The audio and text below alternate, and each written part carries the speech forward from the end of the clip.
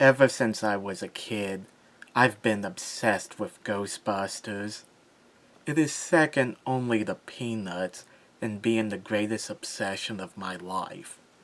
With the recent anniversary and the upcoming movie, I've been thinking about it a lot. Why do I love it so much? What is it about this crazy franchise that keeps me coming back? The only way to answer these questions is to start from the beginning. How did this obsession even got started? Funny, until recently, I never really thought about it. Ghostbusters has always been a part of my life. I'm not even sure I ever knew the answer to this question.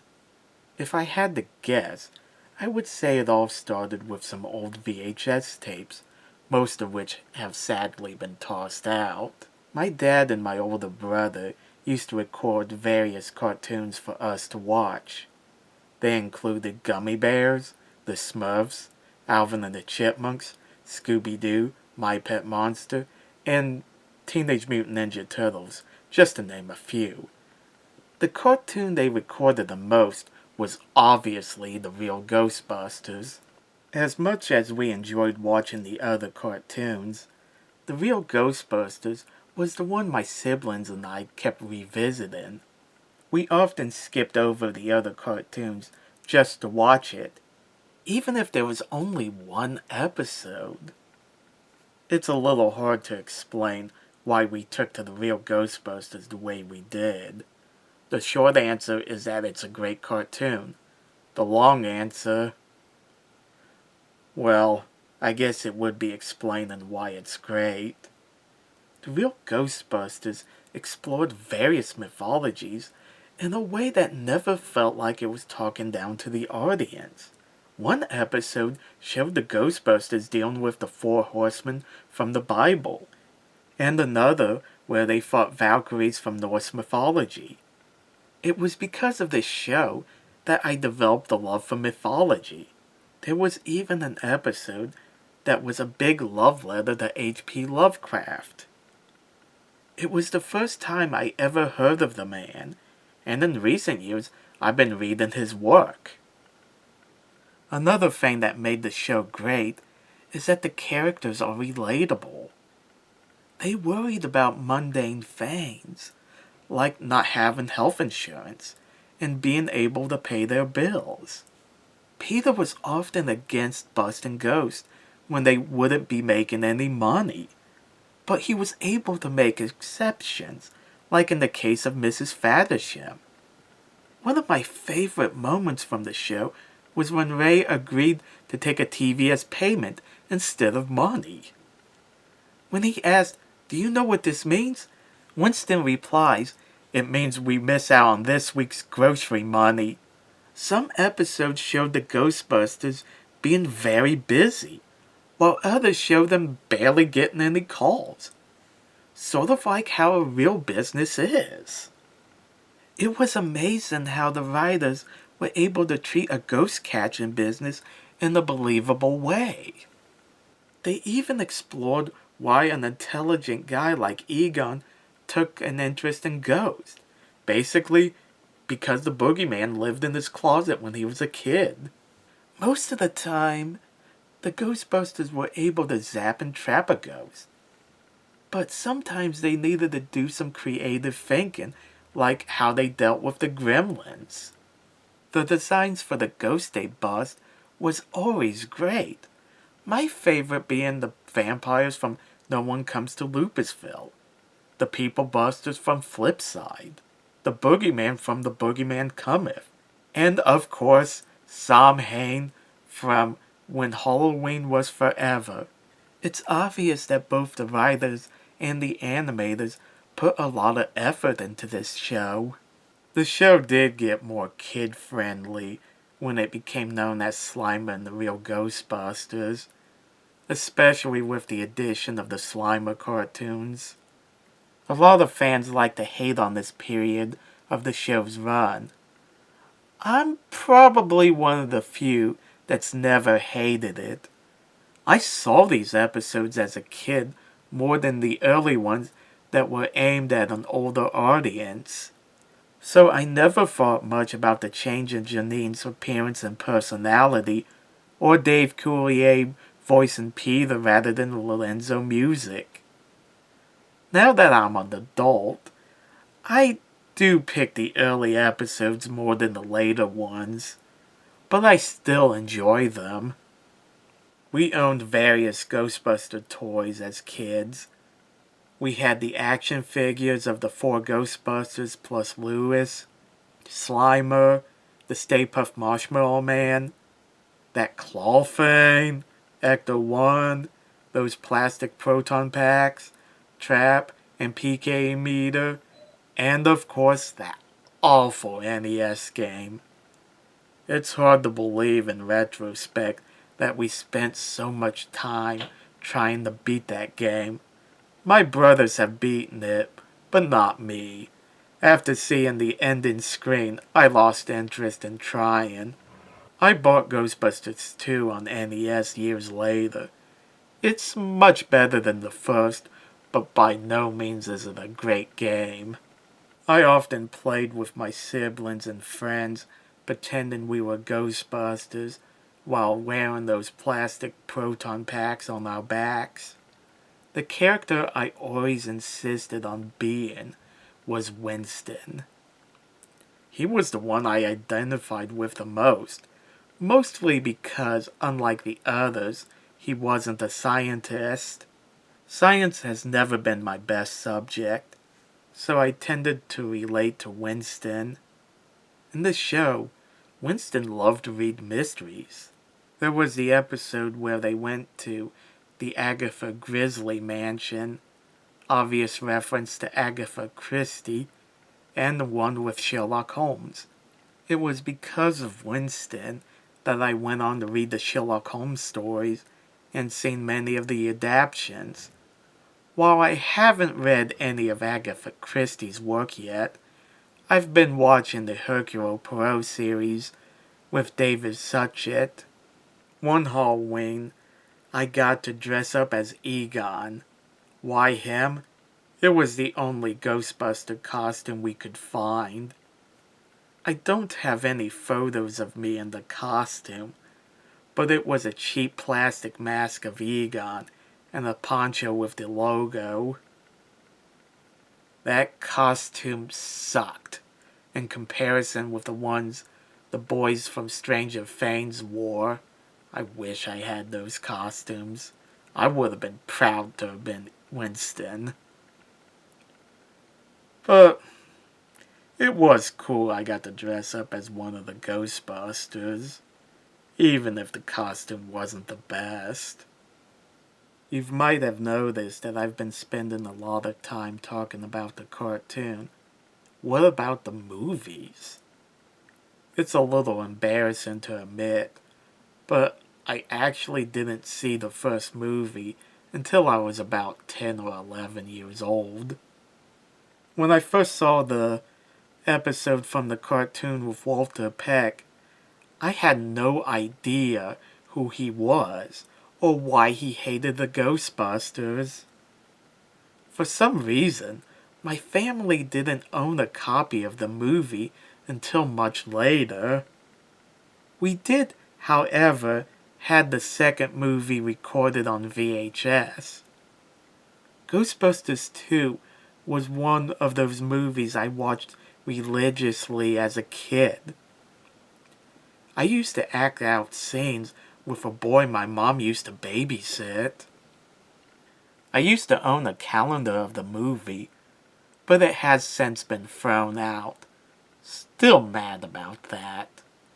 But I still own this case from Hardee's, which is pretty cool. And I also own a coloring book where for some reason the characters look nothing like the actors from the movie. I know I'm in the minority, but I think Ghostbusters 2 is way better than the first. Why I think that is a subject for another video. My love of Ghostbusters has never wavered. But it did lead to some embarrassing moments growing up. When I was in the 6th grade, me and my friends were standing outside the school door waiting to be let in. I had watched a bunch of episodes the night before, and for whatever reason, I wanted to talk about it with my friends. When I brought it up, my friends gave me weird looks. One of them said something like, "You still like that show?" For the first time, I felt embarrassed to admit that I loved the show. My friends viewed it as a kiddie cartoon, even though it had some pretty adult things in it, like the Grundle, who was more or less a child molester. From then on, I never brought it up, and life went on. Later that year, my teacher had us write a letter to kids in the future about our time. Since my teacher was going to be the only one to read it, I decided to write about Ghostbusters. In my letter, I told the kids of the future about the movies, the cartoon, and the merchandise. I was very proud of what I wrote and felt confident it wouldn't lead to anything embarrassing. When my teacher gave it back to me, he told me that my letter was well written, but I was supposed to write about several topics, and not just Ghostbusters. Admittedly, it was my own fault for making my letter just about Ghostbusters, and my teacher in no way made it out like I shouldn't be a fan. But my 6th grade self remembered that incident with my friends, and I felt embarrassed. So like before, I never wrote about Ghostbusters for a school assignment. That's pretty much how things went for years. Then I decided to attend a vocational high school for my junior and senior year to study graphic art. It's surprisingly in retrospect that they accepted me into that program because I sucked at it. I struggled to keep up with my classmates, but I've never regretted attending the school.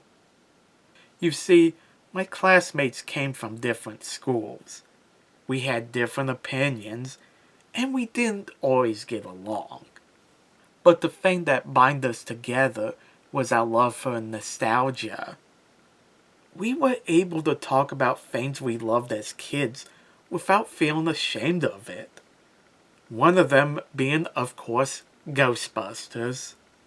We were given an assignment to design a DVD or CD cover. Obviously, I chose to design the DVD covers to the Ghostbusters movies. While I was working on these covers, I came across an article online about the possibility of a third movie. I shared this news with a classmate who sat next to me.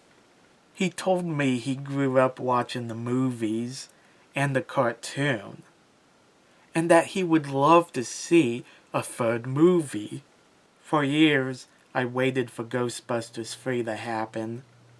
Dan Aykroyd would say they'd be filming that summer, and Bill Murray would say, "Not happening."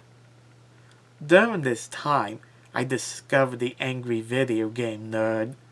Among my favorite videos he did was the 3-part review to that terrible NES game. It was from his old site that I saw an interview with Ernie Hudson. He basically said he wasn't sure if Ghostbusters 3 was happening, but he announced he was coming back as Winston in a video game. Like so many fans, I went out and bought the game. It was exactly how I wanted Ghostbusters 3. In some ways it was better, because the player got to bust Ghost alongside Peter, Ray, Egon, and Winston. Afterwards, IDW started doing those comics, and I went out and bought as many as I could. I also bought the movies first in individual DVDs, then in a combo pack because it included 2 episodes from the cartoon, then the Blu-ray edition because it included deleted scenes from the second movie. One Christmas, my dad bought my brothers and I our own copies of the cartoon on DVD. Thanks, Dad. Bill Murray even seemed like he was interested in making the third movie. It couldn't have been a better time to be a fan. Then tragedy struck.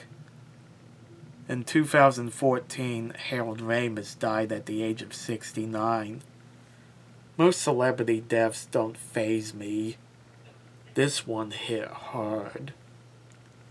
To honor him, I rewatched the movies, replayed the game, and watched an episode from the cartoon. The one I picked was the one where Egon became a ghost.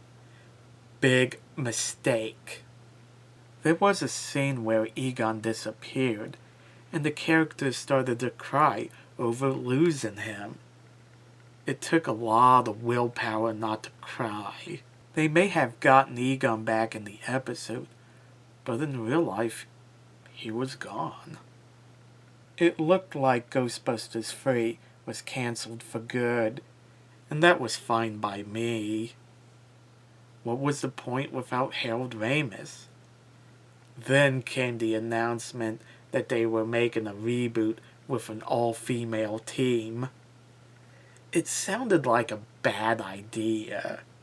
Not because it starred women. I'm fine with the idea of Lady Ghostbusters. Janine had strapped on a proton pack a few times in the cartoon.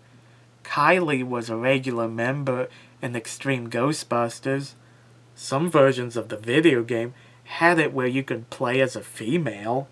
And IDW did a storyline with a mostly all-female team plus Ron Alexander. It was one of my favorite storylines from the series. Plus, Ghostbusters is basically about running a business. Since the guys wanted to include new members, why wouldn't there be women who are qualified for the job? My problem with the idea was that it sounded like they wanted to retell the first movie only with a female cast and make it about girl power. The trailer looked like a bad SNL skit and is the only video I ever hit the dislike button on YouTube. I waited until the movie came to cable before watching it with my younger brother. We spent most of our time talking about the first 2 movies, the game, the cartoon, and the comics. Our main complaints were that the characters were unlikable, the villain was a joke, the story was boring, and the jokes weren't funny. The worst thing about Ghostbusters Answer the Call is how it caused a division among fans.